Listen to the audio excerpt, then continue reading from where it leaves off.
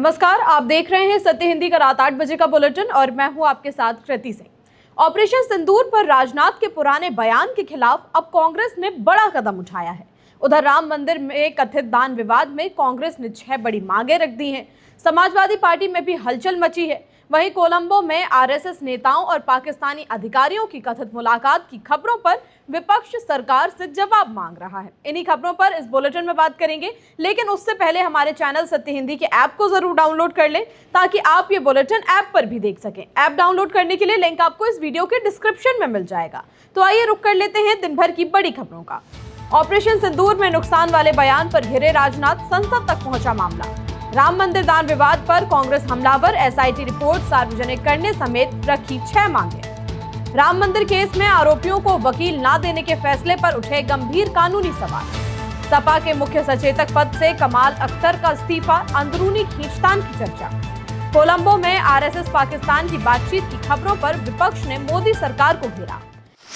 कांग्रेस महासचिव केसी वेणुगोपाल ने रक्षा मंत्री राजनाथ सिंह के खिलाफ लोकसभा में विशेषाधिकार हनन का नोटिस दिया है। कांग्रेस का आरोप है कि पिछले साल संसद में ऑपरेशन सिंदूर पर चर्चा के दौरान राजनाथ सिंह ने कहा था कि इस सैन्य अभियान में किसी भी भारतीय सैनिक की जान नहीं गई, लेकिन अब सरकार की ओर से 6 जवानों के शहीद होने की पुष्टि होने के बाद कांग्रेस ने रक्षा मंत्री पर संसद को गुमराह करने का आरोप लगाया है। वेणुगोपाल ने लोकसभा अध्यक्ष ओम बिरला से इस मामले में विशेषाधिकार कार्रवाई की मांग करते हुए कहा कि संसद में गलत जानकारी देना सदन का अपमान है। उन्होंने ये भी कहा कि शहीद जवानों की जानकारी छिपाना उनके परिवारों और पूरे देश का अपमान है। ये विवाद तब और बढ़ गया जब ऑपरेशन सिंदूर में शहीद हुए 5 सेना के जवानों और एक वायुसेना कर्मी का नाम राष्ट्रीय युद्ध स्मारक पर दर्ज किया गया। हालांकि रक्षा मंत्रालय ने कांग्रेस के आरोपों को पूरी तरह खारिज करते हुए कहा कि सरकार ने शहीदों को पूरे सम्मान के साथ श्रद्धांजलि दी है। मंत्रालय का कहना है कि राजनाथ सिंह के पुराने बयान को सोशल मीडिया पर गलत तरीके से पेश किया जा रहा है और उनके बयान का गलत मतलब निकाला जा रहा है। अब इस मुद्दे पर संसद के भीतर और बाहरी सियासी घमासान होने के तेज आसार हैं।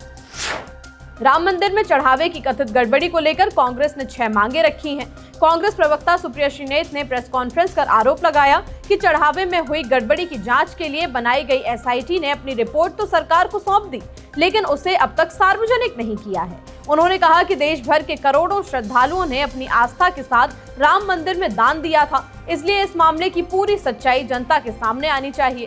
सुप्रिया श्रीनेत ने आरोप लगाया कि जांच सिर्फ छोटे लोगों तक सीमित रखी गई और बड़े जिम्मेदार लोगों को बचाने की कोशिश की गई। उन्होंने कहा कि ये सिर्फ पैसों का मामला नहीं बल्कि करोड़ों लोगों की आस्था से जुड़ा हुआ सवाल है। कांग्रेस ने मांग की है कि योगी सरकार तुरंत एसआईटी की पूरी रिपोर्ट सार्वजनिक करे, श्री राम जन्मभूमि तीर्थ क्षेत्र ट्रस्ट को भंग किया जाए, चंपत राय समेत सभी जिम्मेदार लोगों के खिलाफ एफआईआर दर्ज कर निष्पक्ष जांच कराई जाए और मंदिर में शुरू से अब तक मिले पूरे चढ़ावे का स्वतंत्र ऑडिट कराया जाए। कांग्रेस ने यह भी मांग की है कि इस पूरे मामले की जांच सुप्रीम कोर्ट के मौजूदा जज की निगरानी में हो और प्रधानमंत्री नरेंद्र मोदी इस मुद्दे पर अपनी चुप्पी तोड़कर देश के श्रद्धालुओं से जवाब दें।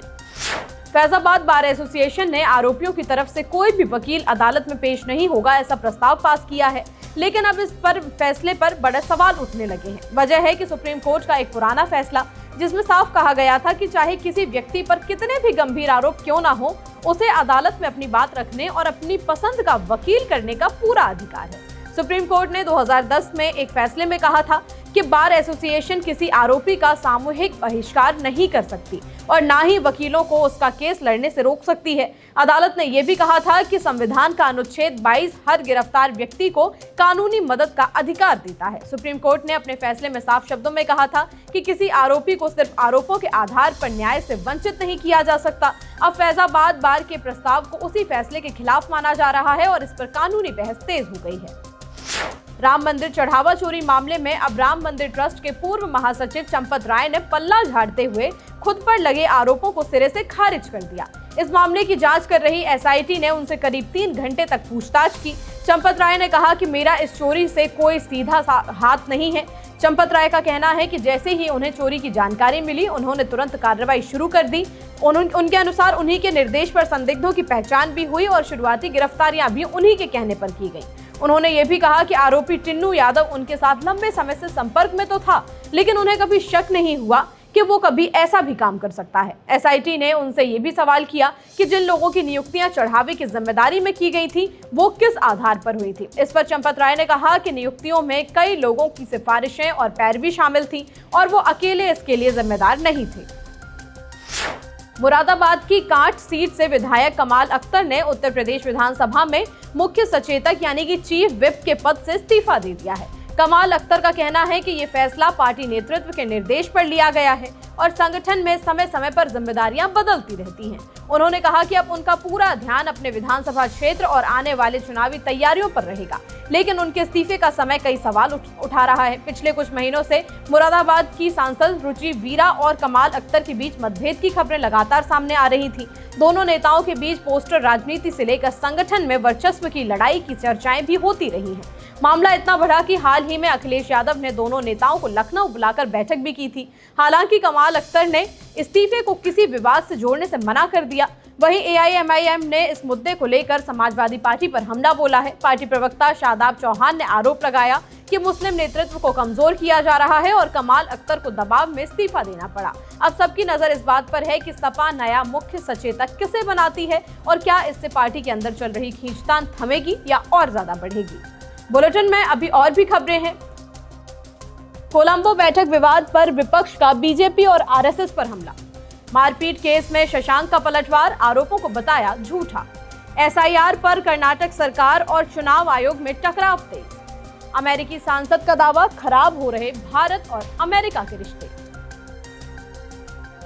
कोलंबो में हुई आरएसएस नेता राम माधव और पाकिस्तान के बड़े अधिकारियों की मुलाकात की खबरों पर विपक्ष ने मोदी सरकार को घेर लिया है। दरअसल कोलंबो में एक ब्रिटिश थिंक टैंक के कार्यक्रम के कथित तौर पर भारतीय और पाकिस्तानी प्रतिनिधिमंडलों के बीच अनौपचारिक बातचीत हुई। रिपोर्ट्स में कहा गया कि आरएसएस नेता राम माधव, पूर्व सेना प्रमुख जनरल नरवणे और पाकिस्तान की ओर से वहां के विदेश मंत्रालय के महानिदेशक सज्जाद हैदर खान ने सुरक्षा, आतंकवाद और जल विवाद जैसे अहम मुद्दों पर करीब 1.5 दिन तक बातचीत की। हालांकि राम माधव ने इन मुलाकातों से साफ मना कर दिया है और सरकार ने भी खुद को इस मामले से अलग बताया है। लेकिन कांग्रेस के वरिष्ठ नेता पवन खेड़ा ने सरकार की कथनी और करनी में अंतर पर हमला बोलते हुए कहा कि सरकार देश की जनता के सामने तो कहती है कि पाकिस्तान से कोई बात नहीं होगी, लेकिन कोलंबो में गुपचुप तरीके से रेड कारपेट बिछाकर पाकिस्तानी अधिकारियों के साथ बैठकें की जा रही हैं। उन्होंने सरकार से मांग की कि वो स्पष्ट करे कि क्या राम माधव और पूर्व सेना प्रमुख को सरकार की मंजूरी के साथ भेजा गया था या फिर ये उनकी निजी यात्रा थी। आईपीएल क्रिकेटर शशांक सिंह और उनके पिता पर लगे कुक के साथ मारपीट के आरोपों को शशांक ने पूरी तरह झूठा और बेबुनियाद बताया है। शशांक का कहना है कि जिस कुक ने शिकायत दर्ज कराई है उसे उनके घर में चोरी करते हुए पकड़ा गया था और इसी वजह से उसे नौकरी से निकाला गया था। शशांक ने बताया कि 28 जून को कुक विपेंद्र नशे की हालत में काम पर आया और उसके बाद फिर घर में चोरी करते हुए भी पकड़ा गया। शशांक के मुताबिक पकड़े जाने के बाद विपेंद्र ने माफी मांगी और दोबारा ऐसी गलती नहीं करने की बात कही। परिवार ने इंसानियत के नाते पुलिस में शिकायत नहीं की और सिर्फ नौकरी से निकाला। शशांक का कहना है कि अब उसी बात का बदला लेने के लिए उन पर और उनके परिवार पर झूठे आरोप लगाए जा रहे हैं। दूसरी तरफ कुक विपेंद्र अपने आरोपों पर कायम है। उनका कहना है कि वो 25 जून को शशांक सिंह के घर पर कुक की नौकरी करने पहुंचे थे, लेकिन परिवार का व्यवहार देखकर उन्होंने काम छोड़ने का फैसला कर लिया। विपेंद्र का आरोप है कि इसके बाद शशांक और उनके पिता और साथ में उनके ड्राइवर ने भी उनके साथ मारपीट की, गाली गलौज की, मोबाइल फोन छीन लिया और उन्हें धमकाया। कर्नाटक में एसआईआर के जवाब में राज्य सरकार ने स्थायी निवास प्रमाण पत्र जारी करने का ऐलान कर दिया है। राज्य सरकार ने इस प्रक्रिया पर चिंता जताते हुए कहा है कि इसमें गोपनीयता और मनमानी के कारण कई वैध मतदाताओं के नाम सूची से हटाए जा सकते हैं।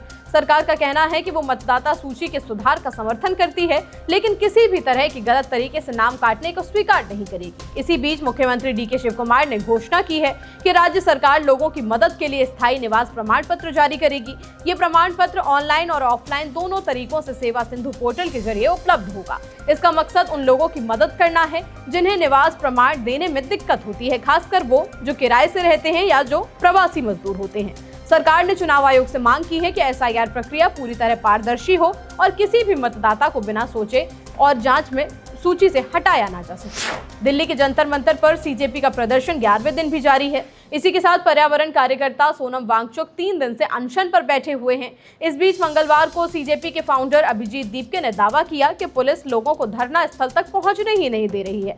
दीपके ने सोशल मीडिया प्लेटफॉर्म एक्स पर लिखा कि जंतर मंतर पर भारी पुलिस तैनाती है, पुलिस लोगों को अंदर नहीं आने दे रही और हमारी टीम के कई अहम सदस्यों को भी अंदर जाने से रोका जा रहा है। दीपके ने पूछा कि वो आखिर करना क्या चाहते हैं, उनकी योजना क्या है। अमेरिका में डेमोक्रेट पार्टी के सांसद रो खन्ना ने भारत और अमेरिका के रिश्तों को लेकर ये कहा कि दोनों देशों के संबंध पिछले 30 सालों में सबसे निचले स्तर पर पहुंच चुके हैं। ये बयान उन्होंने वॉशिंगटन में आयोजित US India strategic partnership forum leadership summit में दिया।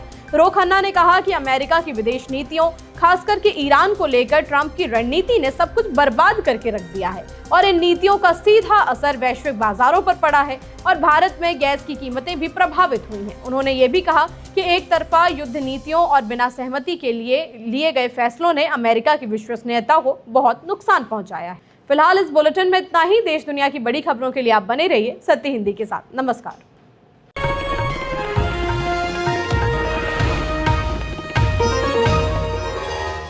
Copyright disclaimer under Section 107 of the Copyright Act 1976. Allowance is made for fair use for purposes such as criticism, comment, news reporting, scholarship, and research.